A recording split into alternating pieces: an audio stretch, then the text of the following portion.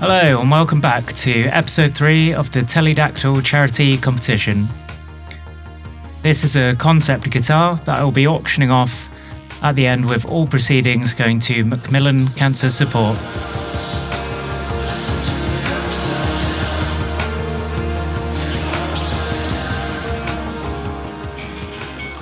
Last episode we looked at refining the shape of the guitar and added all our cavities and pockets.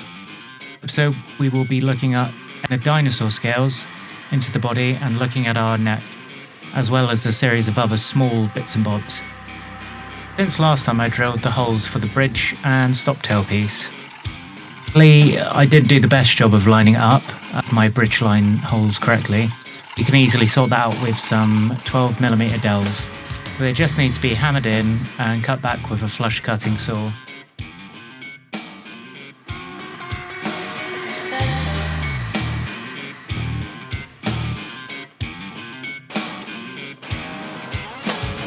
Now that it's nice and flush, I can get it right the second time around. Straighten my neck with a slotted straight edge and hit it with the Allen key. Now what we need to do is go up and down how wobbly our frets are, and they were all over the shop. We then mark our frets. When I'm levelling the frets, I can measure my progress visually.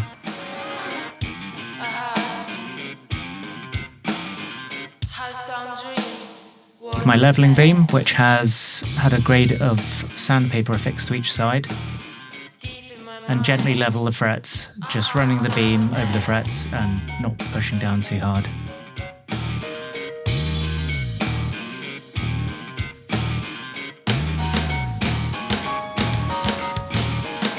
You can see that the tops of the frets are now flattened off, and these will need to be re-crowned afterwards.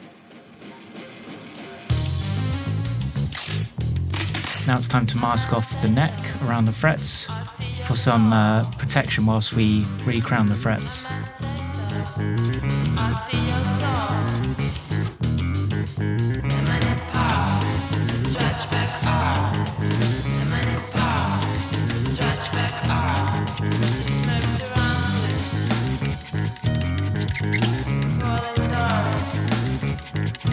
A lot of filing. The frets now have a rounder top, as they should.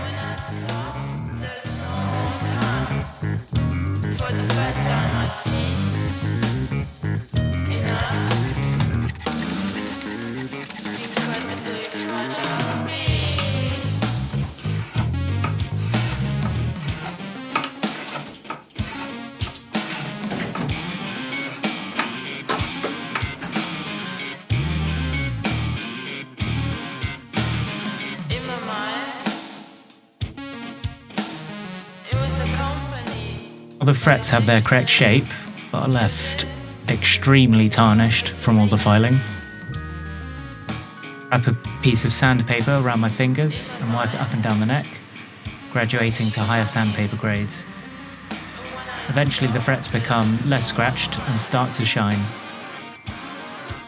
The very fine scratches need to be worked out with a buffing compound, a miniature buffing wheel and a Dremel.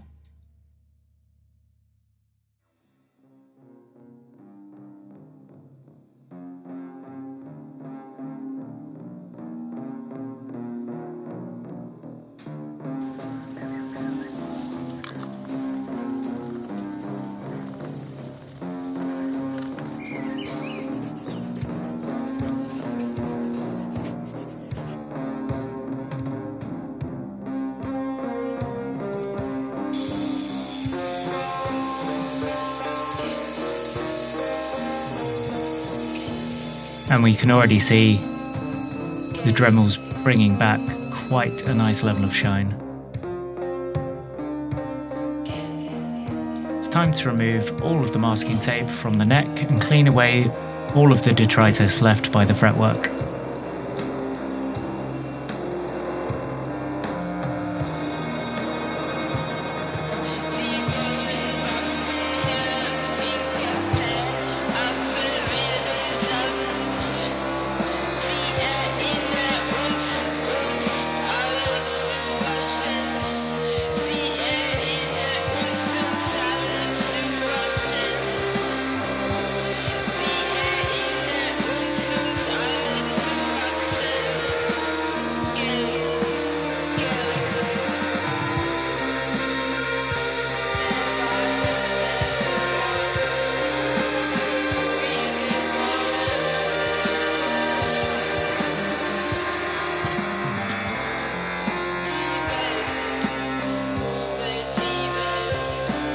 the neck is clean, I then rub it with some fretboard oil to restore the moisture levels. I leave it soaking for 5 minutes and then wipe away the excess. Now for some neck heel reshaping. So when the neck slotted into the body, I wasn't all that happy with the transition from the body into the neck. So I just wanted to smooth that out and make it feel a bit more natural. Here I'm using a Japanese rasp to get the rough shape, and I'll refine it a bit later on with an oscillating sander.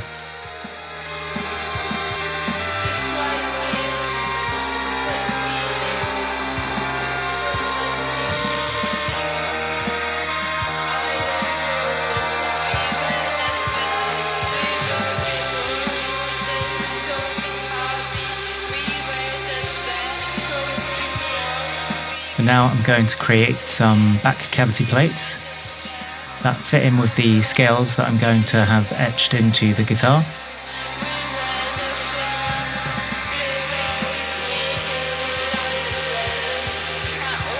So I'm just using a jigsaw to cut out the rough shape. And then, as I don't necessarily have the correct tools for the job, I do what I can with a Dremel cutting disc and a hacksaw, cut it out.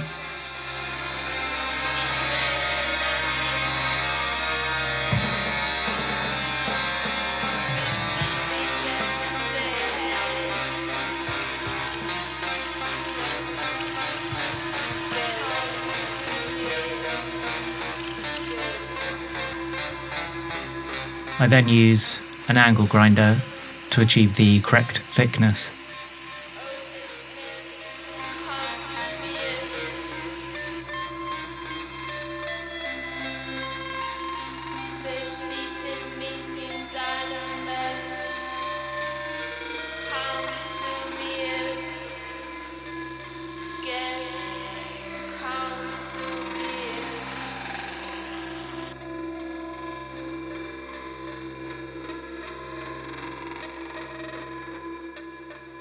So those are nearly the correct fitting shape.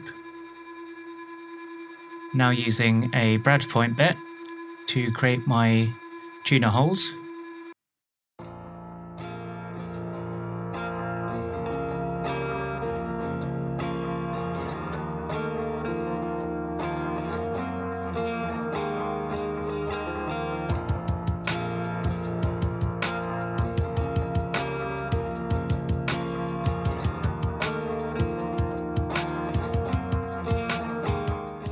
And now using a Forstner bit to create the cavities for the neck screw ferrules.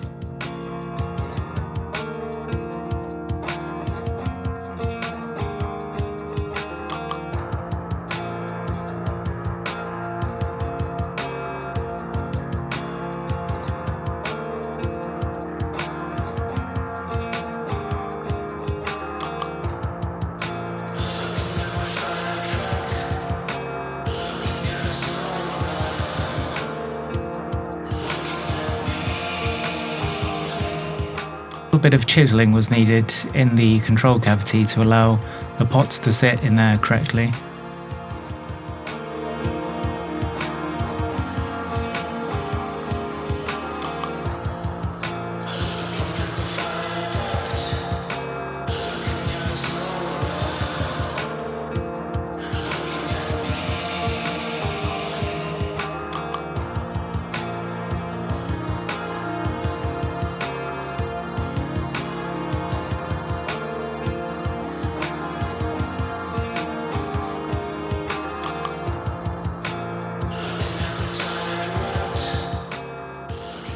Now we get to the fun bit, fitting the Dinosaur scales.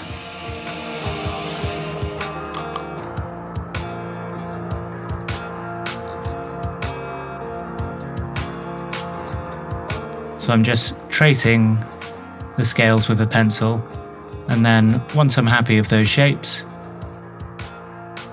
I use a Dremel to etch out the scales. I learned quickly that this thing did have a mind of its own, but but after using it for a while I was able to control it a little bit better.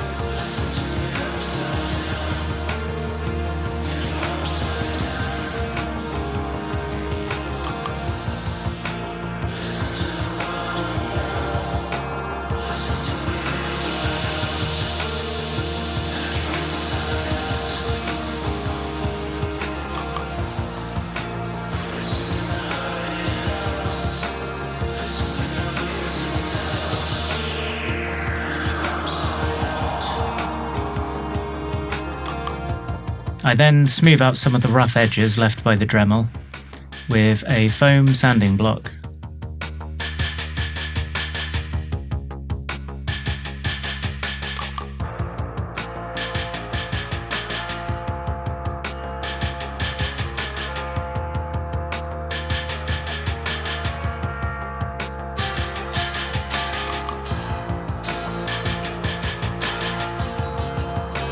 Now on some slightly less fun tasks, but they're quite essential nonetheless. Here I'm just drilling out a flush jack hole.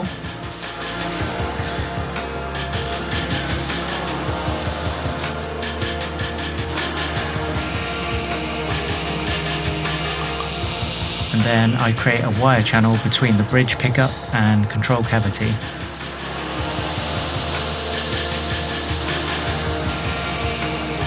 And also an additional earth wire hole.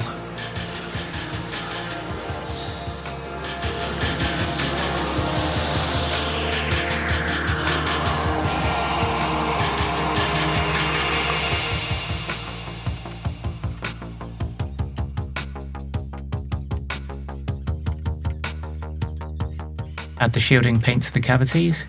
I should have paid more attention to my brush choice. It was a bit flicky.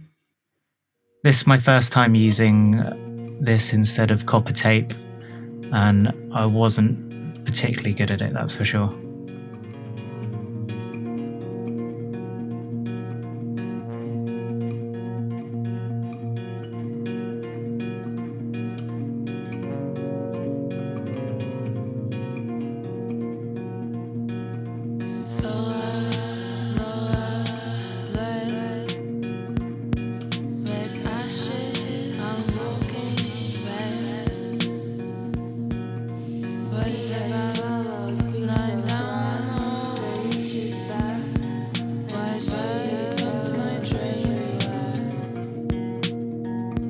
To get that bridge positioned properly. So people use rulers either side of the neck amongst many other techniques, but this is just the one I use.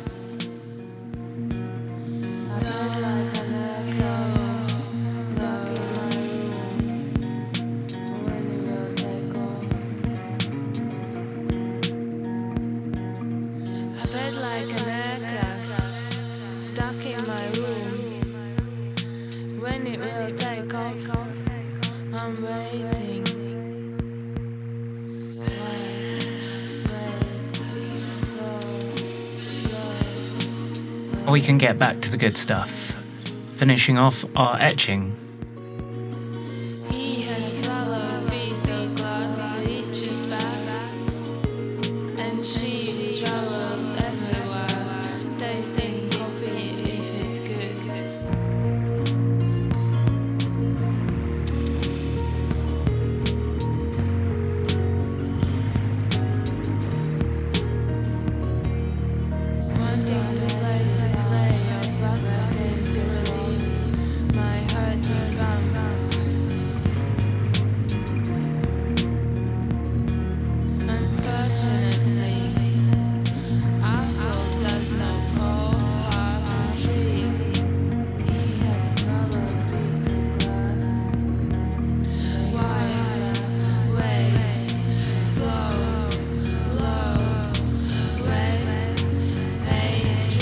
Sing